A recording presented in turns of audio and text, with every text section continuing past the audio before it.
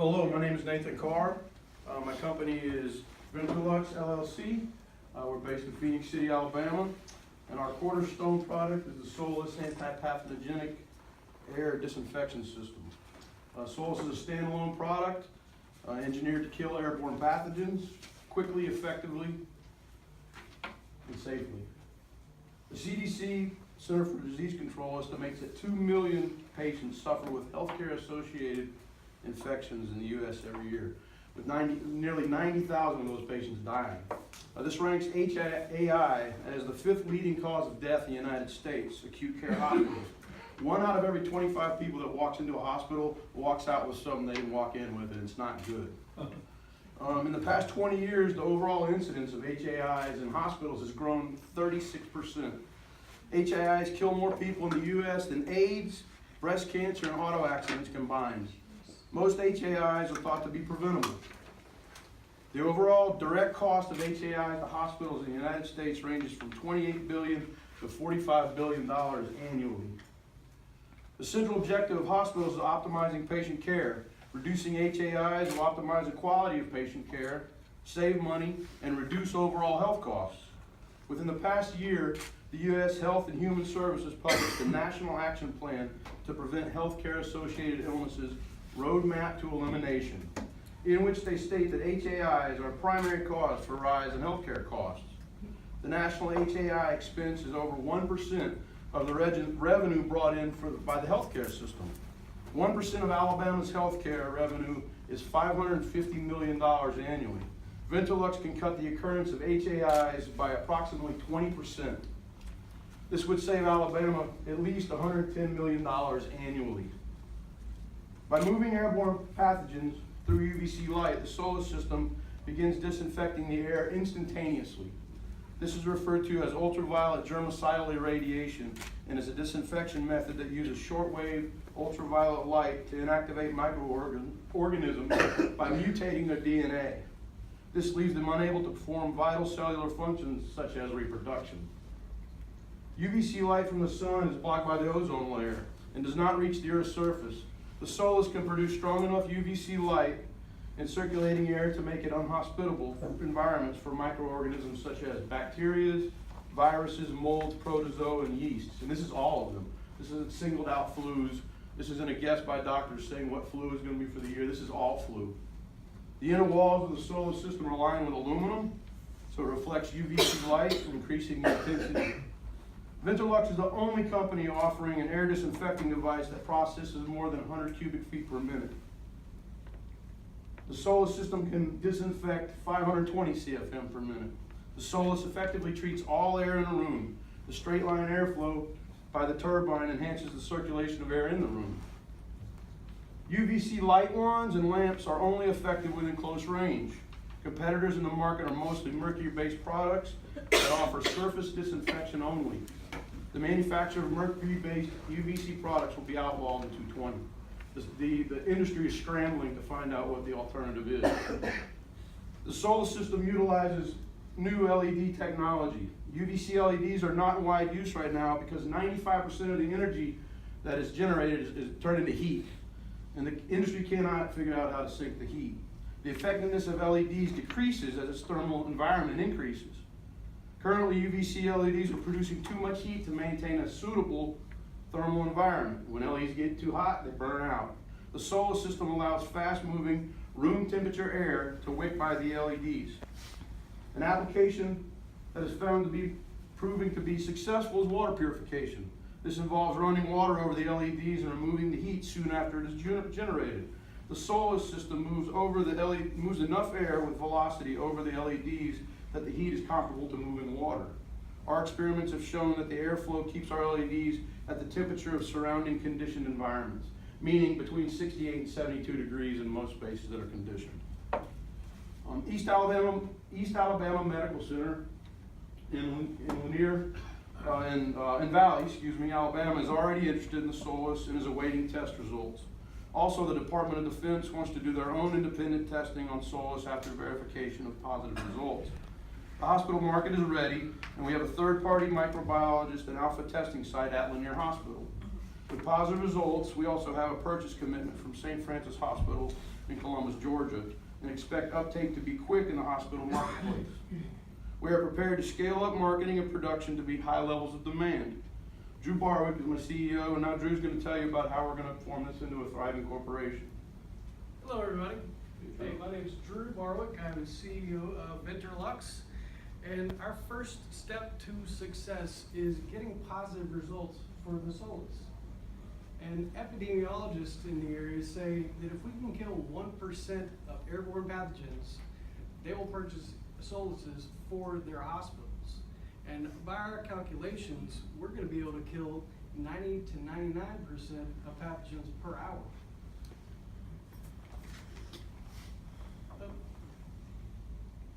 Now, after positive results, we'll initiate conversations with the Centers for Disease Control in Atlanta. And as Nathan said, the Department of Defense wants to do their own independent testing of the Soulis devices.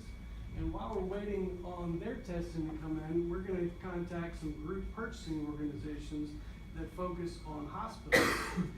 And the Alabama Hospital Association should be able to open up several doors to hospitals in Alabama. And some of you might be asking what Moses is asking down here, is there a backup plan? Well, we don't plan to catch Uber if the boat sinks. So, that's just a joke, sorry. That was our top-down approach, but for a bottom-up approach, we're going to contact local, regional, and state public health departments to be connected with the epidemiologists that report the healthcare statistics from the hospitals. Now, with our positive results, they should be able to give positive recommendations to the purchasing departments of their hospitals. Tackling just the Alabama hospital market is going to require a sales team pretty extensive. And we'll start hiring locally, and we can explore some relationships with medical device companies, and possibly for sales and distribution opportunities. And we'll hire an office manager to take care of manufacturing logistics, customer service, and setting up installations. We can outsource installation jobs to local electricians.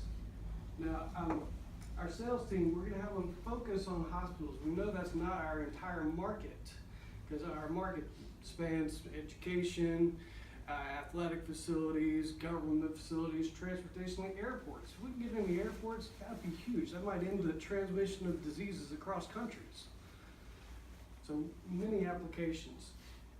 But right now, we are manufacturing out of Nathan's basement, but soon we will move to utilizing some of the contract manufacturers in Alabama.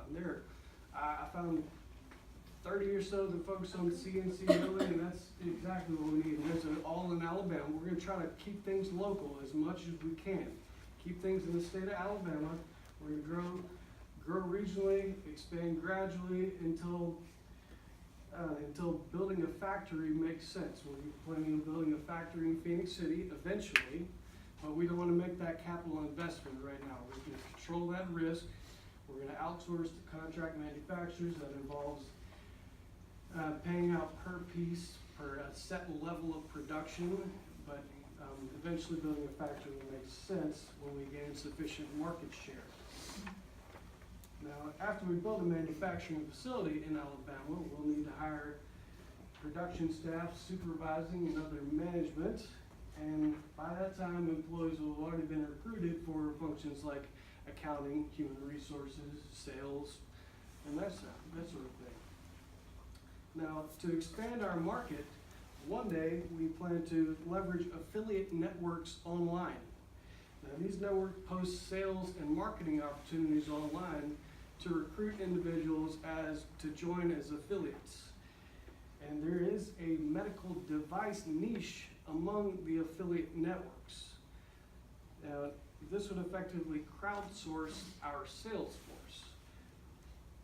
And we post the opportunities, develop marketing materials, and these affiliates earn a commission for sales and referring clients to us. Now, VentorLux is on the cutting edge of UVC LED technology. we have an exclusive relationship with IR-tronics. That's the distributor for LG Innotek, which is the leading manufacturer in the UVC LED industry. And you can see, I highlighted this section right here. This is our section of the industry. The main section of the industry, overall UVC industry, posed a 23% compound annual growth rate for 2015 to 2021. Now, our segment of that industry is the UVC purification disinfection, and as you can see, that's 210% compound annual growth rate. Now, when I was looking up compound annual growth rates for the industries in America, like 20% was higher than 95% of them. 20%. Our segment of the industry is 210%. I'll let you make your own judgments about that. Now, we plan to sell Soulis devices for $25,000 a piece, warranties for $1,250. That could be flexible. That's just a guesstimate right now. But our residual income will be our service fees and our licensing fees for the operating system. Now, with each contract, every purchase of a Soulis, we're going to require that two individuals know how to operate the operating system. So, some person's not there, the other person knows how to operate it. And our projections leave us with a 63% margin for the first year. Now, we realize it's as we scale production and the cost of technology decreases, that margin is going to go up pretty quickly. Now, what we need from you, funding for development. As you see, we've got two rounds of testing lined up with the microbiologist that works with the hospitals. And those are going to cost about $50,000 a piece. We're going to make sure we get positive results. And as soon as we get positive results, we've got sales commitments. But we're going to purchase more UVC diodes before those testing so we can ensure positive results. As I said, we predicted that we're going to get 90 to 99% kill rate per hour of operation of these Soulis devices. CAD designs, license fees, lawyers' fees for patents. We're going to file additional patents to prevent competitors from infringing upon our space in the market. But as of today, we're patent pending. Yes, So yes, that was we very are good. patent pending with this design, but as soon as we get positive results, we're going to put in more patents because we don't want anybody touching our market. Eco 22 is a State-of-the-art 3D printer. yes, and program operating system, UL listing. A lot of hospitals require that we be UL listed before we can sell those facilities. Thank you for your time, y'all. I really appreciate it. Thank you very much.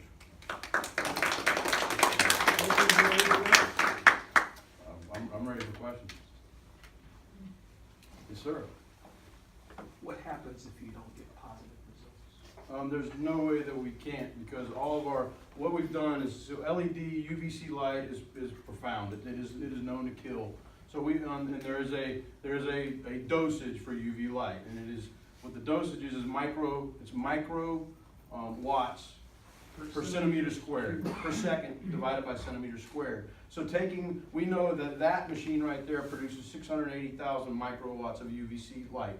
We can divide that by the centimeters of the tube where the lights are, and we can get our reference of space. We know with that light we deliver about 3,200 microwatts of radiation, basically, and it's not harmful.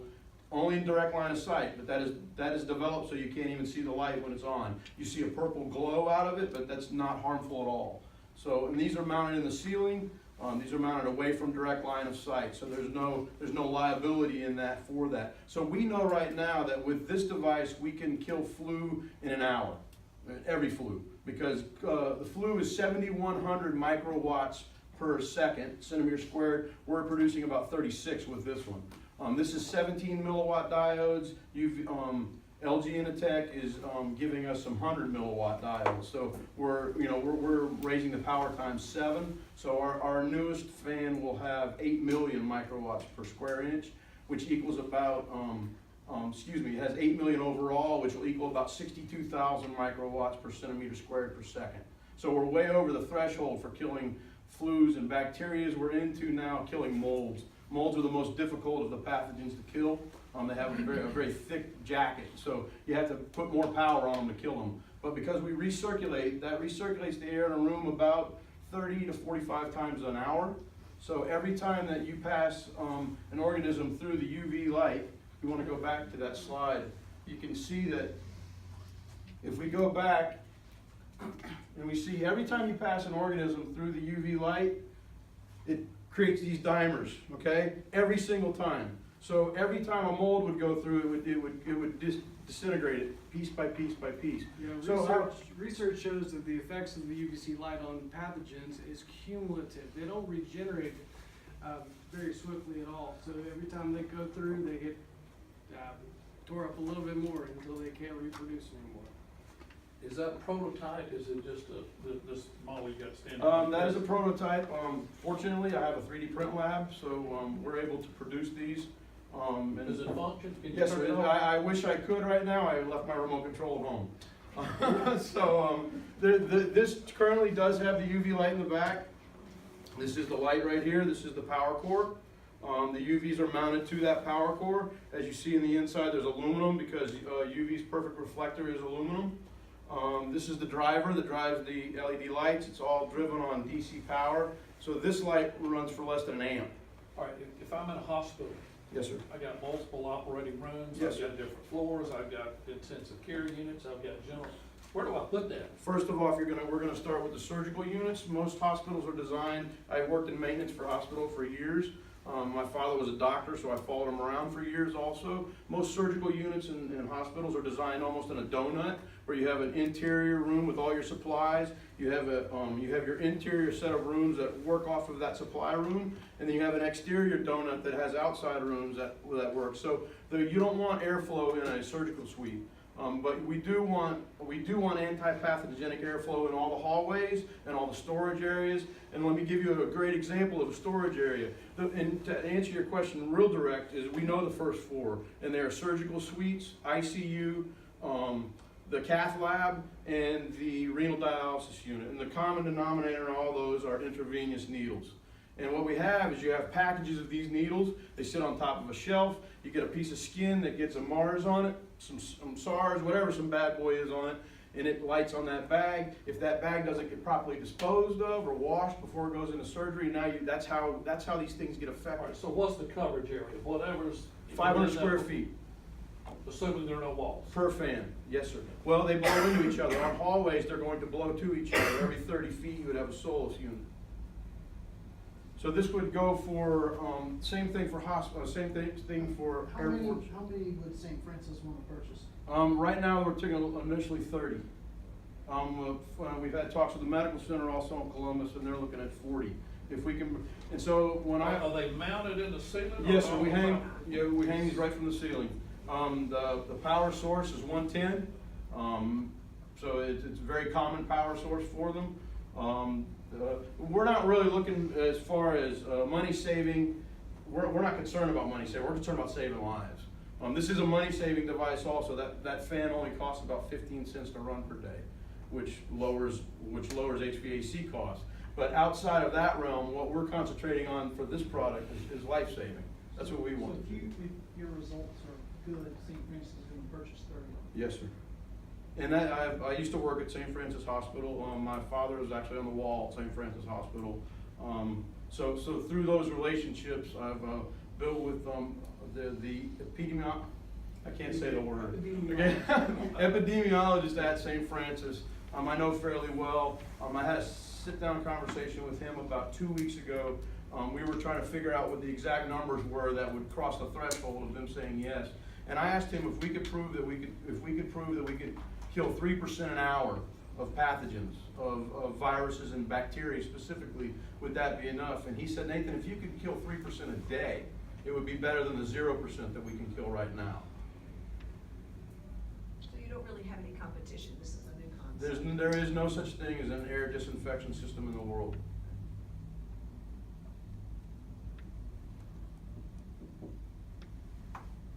Any other questions? I just have a trivial one. Noise. The fan itself is about 64 decibels. It's equivalent to white noise, which they actually pump into facilities. TSIS in Columbus pays $1 a square foot to pump in white noise. We could provide it just with the fan. What do you charge for that? The fan itself is $600, but that's a secondary device. So this is a coupling of, like, the power core will be assembled, everything assembled circuitry all in Alabama. The fans would be supplied by my other company, Sonic Airflow in Columbus, Georgia, and that's where I have my 3D print lab. We have about 27 printers that we print that in parts and assemble it. Yeah, we're thinking of this fan part as a component to the Soulis, like a piece of plywood or Well, drywall. even a better analogy than that would be Cummins sells engines to Kenworth, Peterbilt, you know, a myriad across the board of diesel power. It's the same thing. We have a frame of a fan that can move enough air, and we can install this engine, this light engine, into that fan to start saving lives. And maybe versatile, can install into other fans in the future. This one is a separate product and has many uses, potential. So far, this is the only fan, which is also my invention, that can move enough air across these LEDs to keep them cool. If that core is on without the fan being on, the core will heat up to 100 degrees within a few minutes. With the fan on, it will stay ambient room temperature. And we don't have to worry about it not being, any place that has these is gonna be an air-conditioned facility. I take it this is not a full-time venture until you. know It is a if it'll work. full-time venture right now, Okay. yes. So it's The- about the- December, it's all we've been focusing on. The testing is, The testing is, Tim Hebert is my tester. I also have another microbiologist in Montgomery at my disposal, but I have a really good relationship with Tim Hebert. He works with St. Francis Hospital, works with the medical center, works in Atlanta. He's actually a world-renowned microbiologist in the state of Georgia. So Tim is our third party who's administrating all of our tests. Because this doesn't exist, we've had to actually form our own set of tests. And then we have to form all of our own documentation on all those tests. How long will it take to finish the testing? We would hope to have the testing done in the next 3 months. We have all the information now that we need for airflow. Part of the money that we're seeking to do now is to get our next round of funding for our lights, and just to try to keep improving the light. Do you have to get approved, like FDA approval? We do not, because there is nothing illegal about UVC light as long as it is shielded. So the beauty of LED UVC light is it only has a power range of less than a meter. So if this is mounted on a ceiling, you're less than a meter away from it, even if you could get direct eyesight, a line of sight to the LED itself. If I could turn that on right now, which I wouldn't suggest, I made the mistake of turning that on for about 45 seconds when I was playing with it one day to get all my circuitry right, and I didn't put on my UV goggles. And that night I woke up in the middle of the night, it felt like somebody had actually put sandpaper on my eyes. And then the next morning I had a sunburn. And this was 45 seconds in front of that light. That's my third iteration. So I told you, that was built from 17 milliwatt diodes. My first iteration was built with 1.3 milliwatt diodes. So I've been constantly upping the ante. I'm staying with the LED technology right now. It has not, as far as it's advancing very rapidly, but I've been able to establish relationships with suppliers that are giving me the latest rounds of LEDs. John, any other questions? even after you get this in to do the testing, how long do you think it will take for the medical center to be able to say to other medical centers, this has made a difference? We would suspect that almost occurs immediately. Really? It should be an instantaneous find. We're gonna find through our testing that we're gonna start decreasing pathogens instantaneously. What are they looking for? Are they looking for less? They don't, to be honest with you, they don't know what they're looking for. That's There's nothing, they haven't even pursued it because it's not even it's been a pipe dream. Right. I read some calculations one time, it was like $12 to $15 million a year that the medical center in Columbus loses every year to HAIs. And as Nathan said, we could probably cut that by 20%. So So, And as we advance with our technology and we make a better and stronger light over time, my goal is to one pass instantaneous kill. That's my ultimate goal to one day, is to have a device where we can put them in and it doesn't matter what the pathogen is, one pass instantaneous kill. Hey, they're wasting $15 million, 20%. You should get them to give you $1.5 million and you'll save them 10%.